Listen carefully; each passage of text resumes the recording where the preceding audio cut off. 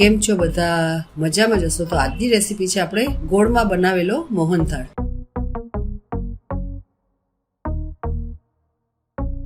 તો મેં અહીંયા મોહનથાળ બનાવવા માટે ચણાનો લોટ લીધો છે. ચણાનો લોટ આપણે થોડો જાડો લેવાનો છે, કરકરો. ઘી લીધું છે, એલચીનો પાવડર લીધો છે, દૂધ લીધું છે, મિક્સ ડ્રાયફ્રૂટ લીધા છે, ખોપરાનું ખમણ લીધું છે અને સુધારેલો દેશી ગોળ લીધો છે.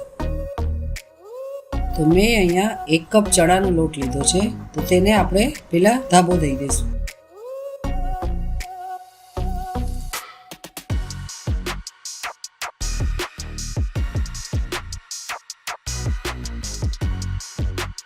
તેમાં આપણે 4 ચમચી ગરમ દૂધ નાખવાનું છે.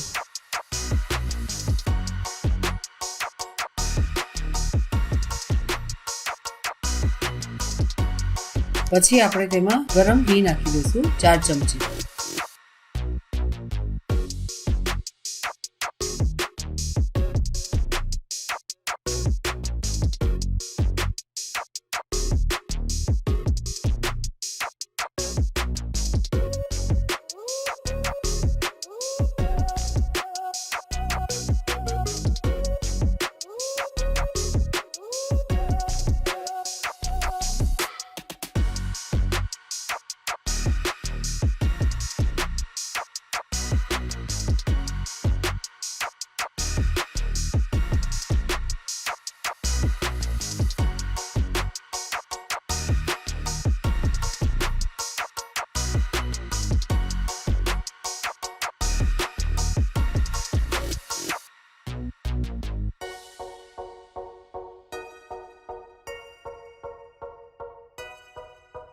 તો આ રીતે આપણે લોટમાં ધાબો દઈ દીધો છે. હવે આપણે તેને ઘી ગરમ કરીને શેકશું.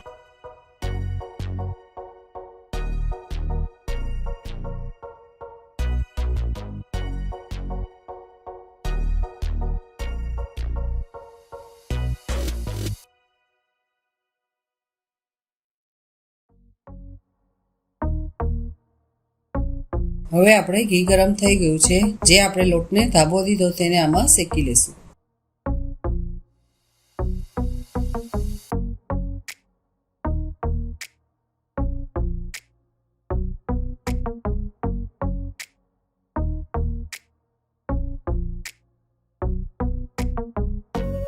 આ રીતે આપણે લોટને હલાવતું રહેવાનું છે, એટલે લોટ આપણો નીચે બેસે નહીં અને ગેસ આપણે મીડિયમ રાખવાનો છે.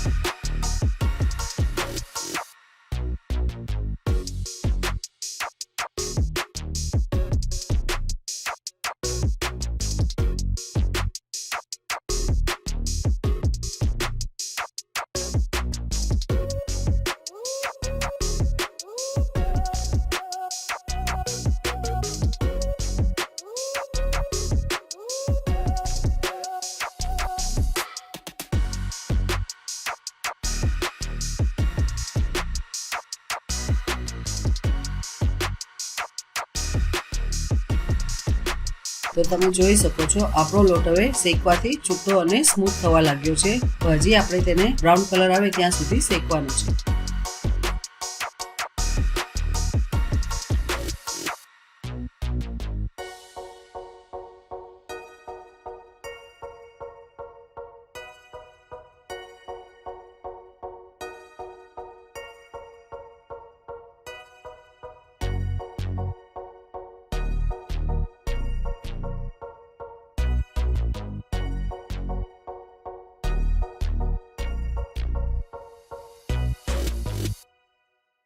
તો તમે જોઈ શકો છો આપણો લોટ સરસ શેકાઈ ગયો છે. ઘી પણ છૂટું થઈ ગયું છે અને કલર પણ સારો આવી ગયો છે. કલર નાખવાની જરૂર નથી. તો આ રીતે તમે લોટને શેકશો તો તમારો લોટ એકદમ સરસ શેકાઈ જશે.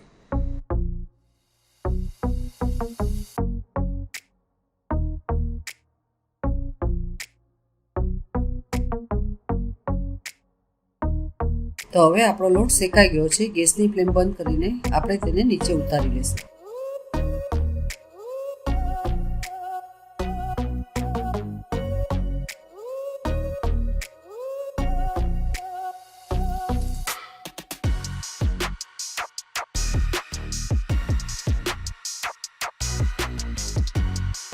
હવે આપણે તેમાં સૂકું ટોપરાનું ખમણ છે તે નાખી દઈશું.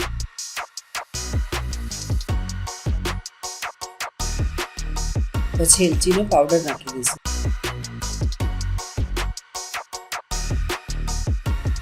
પછી જે આપણે ડ્રાયફ્રૂટ સુધારેલા છે તે થોડા નાખી દઈશું.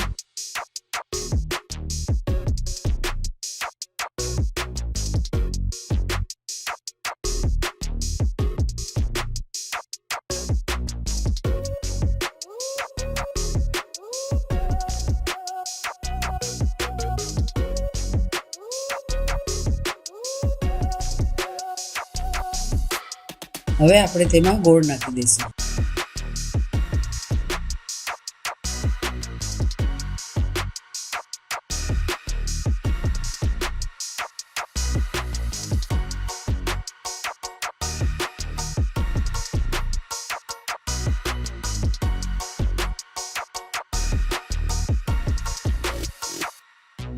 લોટ આપણો ગરમ હોય ત્યારે જ ગોળને આપણે મિક્સ કરી દેવાનો, એટલે તે બરાબર ઓગળી જાય છે અને મોઢામાં ન આવે આપણને ગોળની કણી.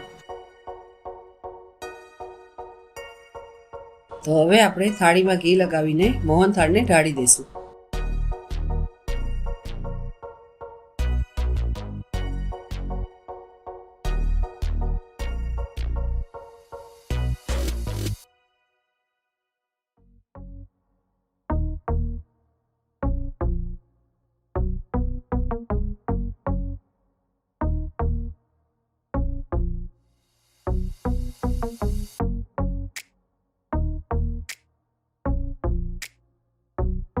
તો આ રીતે આપણે મોહનથાળને થાળીમાં ઢાળી દઈશું.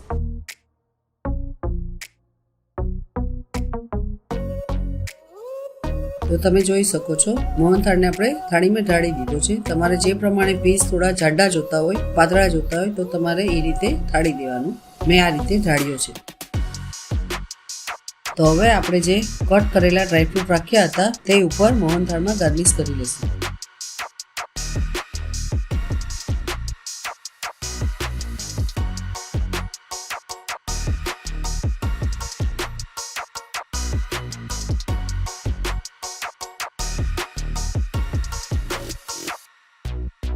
આ રીતે આપણે ડ્રાયફ્રૂટને વાટકાથી પ્રેસ કરીને લગાવી દઈશું, એટલે મોહનથાળમાં આપણા ડ્રાયફ્રૂટ બરાબર લાગી જાય.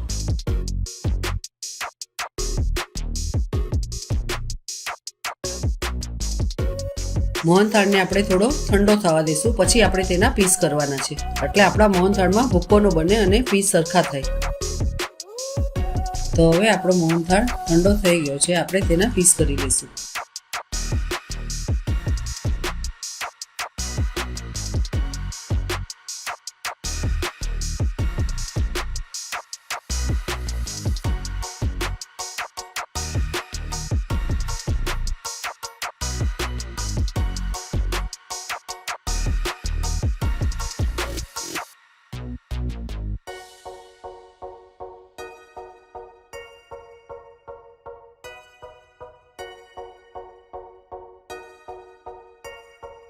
તો તમે જોઈ શકો છો આપણે મોહનથાળના પીસ એકદમ જ સરસ બન્યા છે, જરા પણ ભૂકો નથી થયો.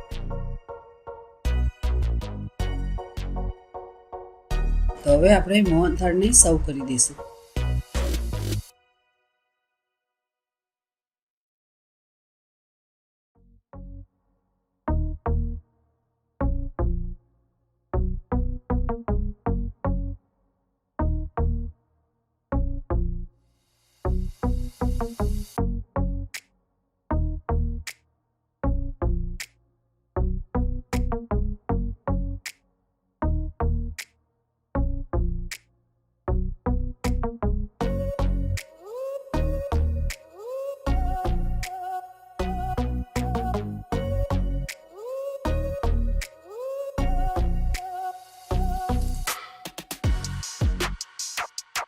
તો જો આપણો મોહનથાળ તૈયાર છે. કેવો સોફ્ટ અને કણીદાર બન્યું છે.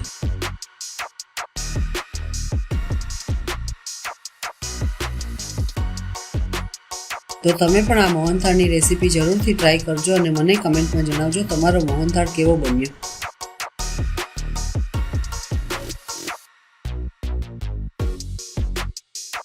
તો જો તમને આ વિડીયો ગમ્યો હોય તો મારા વિડીયોને લાઈક કરજો, શેર કરજો અને મારી ચેનલને સબસ્ક્રાઈબ કરજો.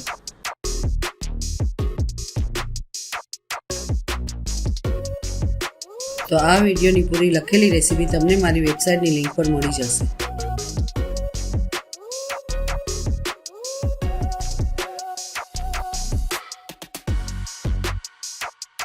તો આ હતી આપણી આજની રેસીપી. હવે મળીએ નવા વિડીયોમાં નવી રેસીપી સાથે. જય શ્રી કૃષ્ણ.